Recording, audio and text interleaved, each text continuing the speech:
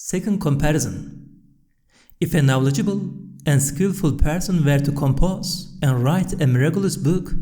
and on all the book's pages were as many truths as would fill 100 books, and in all its lines as many subtle meanings as would fill 100 pages, and in all its words as many truths as would fill 100 lines, and in all its letters as many meanings as would fill 100 words. And if all the meanings and truths of the book were to look to and point to the transcendent perfections of its miracle displaying writer, he most certainly would not leave such an inexhaustible treasury closed and thus worthless. He would surely teach it to others so that such a valuable book would not remain meaningless and vain, and his own hidden perfections would become apparent and find their perfection, and his transcendent beauty be seen, and so that he too should be pleased, and that he should make himself loved. Moreover, he would cause someone to go through that wonderful book from the first page to the last, and teach him all its meanings and truths, so that the person would then teach them to others. In exactly the same way, in order to display his perfections, his beauty, and the truths of his names, the pre-eternal inscriber has written the universe in such a way that all beings set forth and state his infinite perfections, names, and attributes together with their innumerable facets and aspects. Of course, if a book's meaning remains unknown, its value is reduced to nothing. However, a book like the universe, every word of which contains thousands of meanings, cannot lose its value or be made to do so. Since this is so, the book's writer will certainly make it known and explain a part of it to each group according to their capacity. He will instruct in all the contents of the book the individual who has the most extensive and comprehensive view, the most universal consciousness, and the greatest ability. Wisdom requires that he should take the individual on a lofty journey in order to teach him all the contents of such a book and its universal truths. That is, he should cause him to travel from the furthest extreme of the levels of multiplicity, which is the first page, to the sphere of divine oneness, which is the final page. Thus, through this comparison, you can look to an extent at the exalted instances of wisdom in the Ascension. Now, we shall consider the atheist who is listening, and listening to his heart, we shall learn what state it is in. And so, it comes to mind that his heart would say, I have begun to believe in it now, but I still do not have a clear understanding of it. I have three more important difficulties. The first, why was this mighty ascension special to Muhammad, the Arabian, peace and blessings be upon him?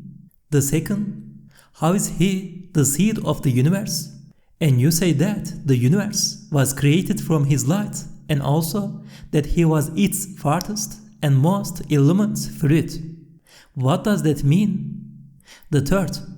in your explanations above, you say that he made his ascension in order to rise to the celestial realm and to see the machinery and workshops of the works of art found in the realm of the earth and the treasuries of their results. What does this mean? The answer, your first difficulty. It has been analyzed in detail in the first 30 words. So, here we shall set out a concise list briefly indicating the perfections of Muhammad, peace and blessings be upon him, the signs of his prophethood, and the fact that he was the most worthy to make the ascension. It is as follows. Firstly, despite numerous corruptions in the texts of Holy Scriptures like the Torah, Gospels, and Psalms, in recent times even, an exacting scholar like Hussein Jisri extracted 114 good tidings of Muhammad's prophethood, peace and blessings be upon him, which he set forth in his Risale-i Hamidiyya. Secondly, it has been proved historically that there were many predictions accurately forecasting the prophethood of Muhammad, peace and blessings be upon him, like those of two soothsayers, Shirk and Sati, which a while previously to his prophethood, gave news of it and the fact that he was to be the final prophet. Thirdly, there were hundreds of extraordinary happenings famous in history called irhasat, that is, signs forewarning man of a coming prophet, like, for example, on the night of Muhammad's, peace and blessings be upon him, birth, the idols in the Kaaba fell from their places and the famous palace of Khosrow the Persian was rent asunder. Fourthly, history and the prophet's biographies show that he satisfied the thirst of an army with water flowing from his fingers, that, in the presence of a large congregation in the mosque, the dry wooden support against which Muhammad, peace and blessings be upon him, was leaning mourned like a camel, and wept on being separated from him when he ascended the pulpit, and that he was distinguished by close on 1,000 miracles attested to by the verses of the Qur'an, such as, "And the moon split," referring to the splitting of the moon, and verified by those who investigated them. Fifthly, anyone who considers the facts and is fair and just cannot hesitate to agree that, as is unanimously agreed by friend and foe alike, good moral qualities were to be found at the highest degree in his personality, and that, in accordance with the testimony of all his dealings and actions, attributes and character of the greatest excellence were apparent in the way he performed his duties and proclaimed Islam, and in accordance with the fine qualities and conduct enjoined by the religion of Islam, laudable virtues of the highest order were to be found in the law he brought. Sixthly, as is alluded to in the second indication of the 10th word, it is a requirement of wisdom that divinity be manifested, and this desire of divinity to be manifested is met at the highest level and most brilliantly by the comprehensive worship performed by Muhammad, peace and blessings be upon him, in the practice of his religion.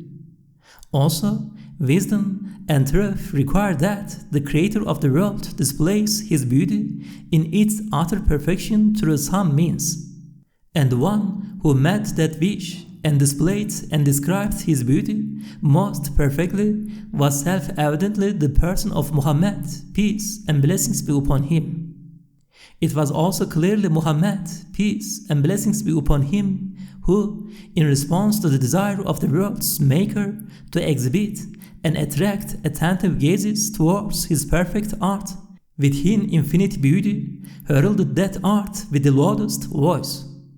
Again, it was necessarily Muhammad, peace and blessings be upon him, who, in response to the desire of the sustainer of all the worlds to proclaim his unity in the levels of multiplicity, announced all the degrees of unity, each at the greatest level of unity. And, as is indicated by the utter beauty in beings, and as is required by truth and wisdom, the world's owner desires to see and display in mirrors his infinite essential beauty and the subtleties and qualities of his exquisiteness. And again, it was self-evidently Muhammad, peace and blessings be upon him, who, in response to that desire, acted as a mirror and displayed his beauty in the most radiant fashion, and loved it and made others love it. Also, in response to the desire of the maker of the palace of this world to exhibit his hidden treasuries, which are filled with the most wonderful miracles and priceless jewels, and through them to describe and make known his perfections, it was again self-evidently Muhammad, peace and blessings be upon him, who exhibited, described, and displayed them in the most comprehensive fashion. Also, since the maker of the universe has made it in such a way that he adorns it with different varieties of wonders and embellishments, and has included conscious creatures in it, so that they might make tours and excursions and ponder over it and take lessons, wisdom requires that he should desire to make known the meanings and value of the works of art to those who observe and ponder over them.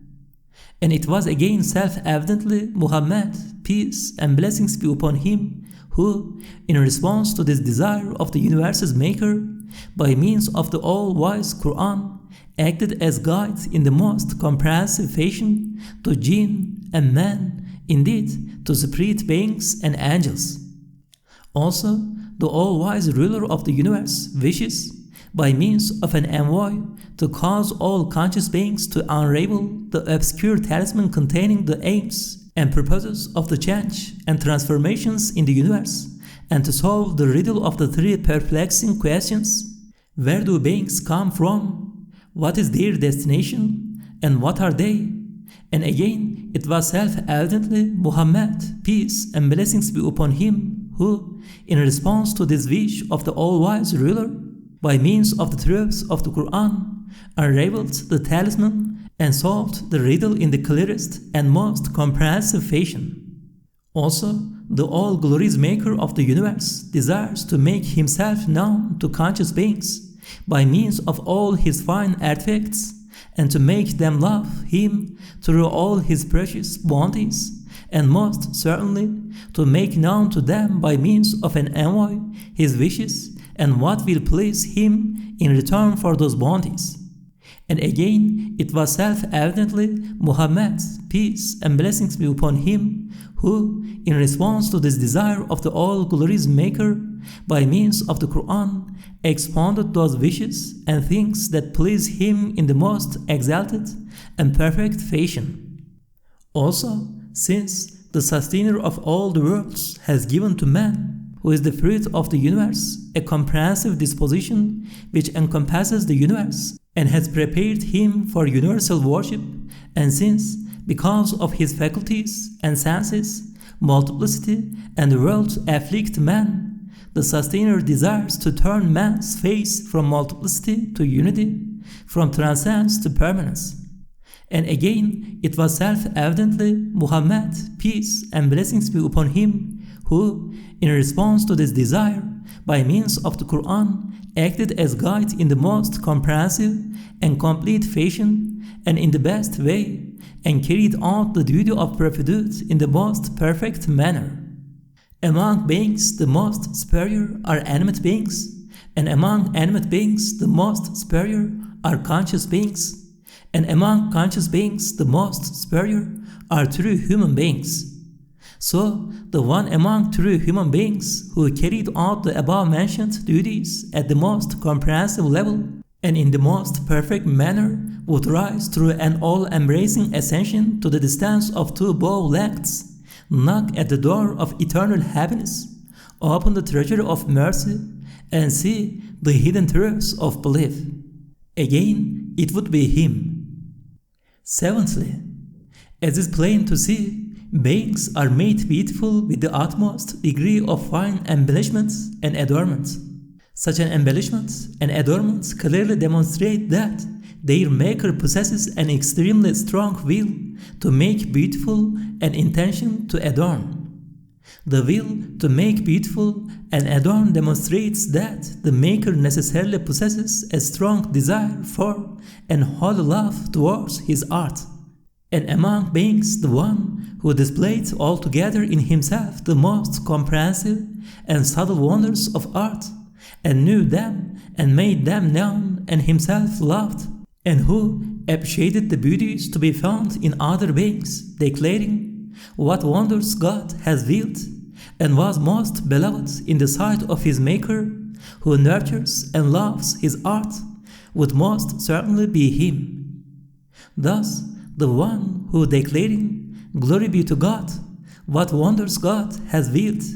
God is most great in the face of the exquisiteness that gilds beings and the subtle perfections that illuminate them, causes the heavens to ring out, and who, through the strains of the Qur'an, causes the universe to reverberate, and through his admiration and appreciation, his contemplation and display, and his mentioning of the divine names and affirmation of divine unity, brings land and sea to ecstasy, is again self-evidently that one, peace and blessings be upon him. And so, according to the meaning of The cause is like the doer, it is pure truth and sheer wisdom that the one in whose scales shall be found the equivalent of all the good deeds performed by his community, and whose spiritual perfections derive strength from the benedictions of all his community, and who, as a result of the duties he discharged in his messengership,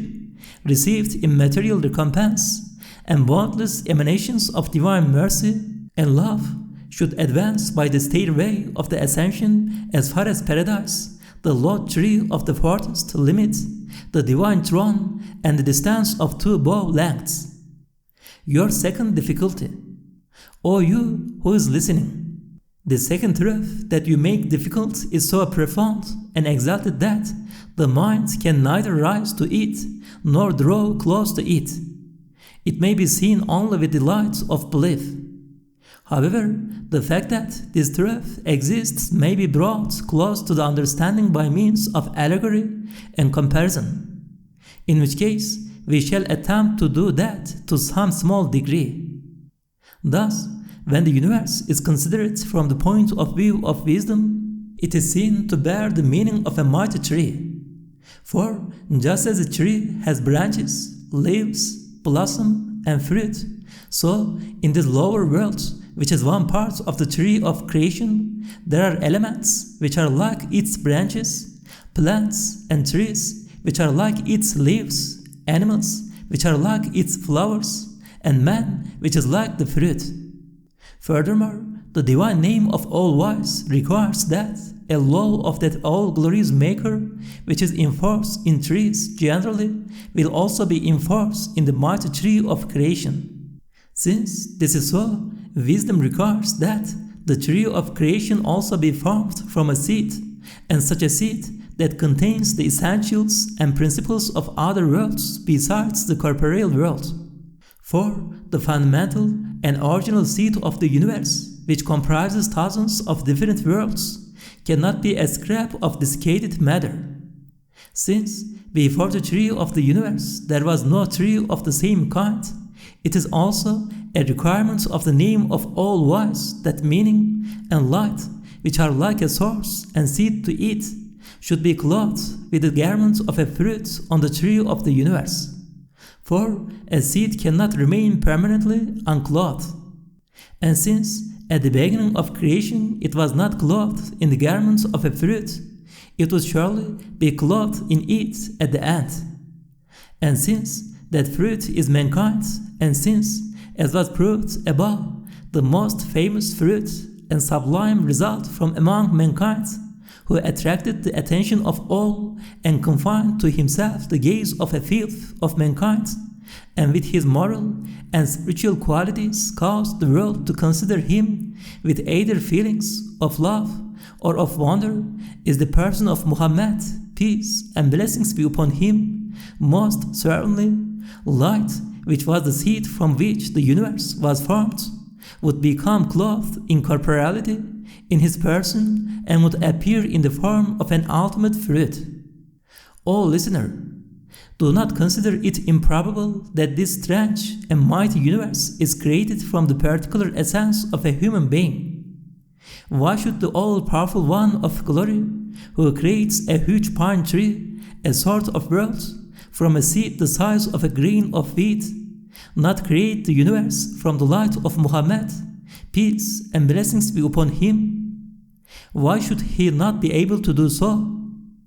Since, like the tree of Tuba, the tree of the universe has its roots and trunk above and branches below, there is a luminous connecting line from the level of the fruit below to that of the original seed. Thus, the ascension is the sheath and form of that connecting line, the way of which Muhammad, peace and blessings be upon him, opened up. He went through his sainthood, returned through his messengership, and left the door open. The saints of his community following after him traveled that luminous highway with the heart and spirit in the shadow of the Prophet's ascension, and according to their abilities rise to elevated ranks. Also, as was proved above, the universe's maker made it and decked it out in the form of a palace for the aims demonstrated in the answer to the first difficulty. Since Muhammad, peace and blessings be upon him, was the means of all those aims being realized, he must have been regarded with favor by the universe's maker. Before the universe was created, he must have been the first recipient of his manifestation. For the result and fruit of a thing is considered first. That is to say, material existence comes last and meaning comes first. However, since Muhammad, peace and blessings be upon him, was both the most perfect fruit and the means of all other fruits acquiring value and the means of all the aims becoming manifest, his light must have received the first manifestation of creativity. Your third difficulty. This is so extensive that those like us with trained minds cannot contain and comprehend it. However, we can look at it from afar. Yes, the immaterial workshops and universal laws of the lower worlds are in the higher worlds, and the fruits of the actions of jinn and man, and the results of the actions of all the innumerable creatures on the earth, which is an exhibition of works of art, are also represented in the higher worlds. Moreover, a great many signs and the testimony of many narrations show that good deeds will take on the form of the fruits of paradise, and bad deeds the form of the bitter fruit of hell. The wisdom in creation and the divine name of all-wise necessitate this, and the all-wise Qur'an indicates it. For sure, the multiplicity on the face of the earth is so widespread, and the creation so ramified that its species of creatures and classes of beings are far more numerous than all the beings dispersed throughout the universe. In a state of constant change, they ever fill the earth and are emptied from it. Thus, the sources and minds of this multiplicity and these particulars are universal laws and universal manifestations of the divine names. Those universal laws and universal, all-encompassing manifestations of the names are to some extent sheer and undifferentiated, and each forms a heaven which is like the throne and ceiling of a world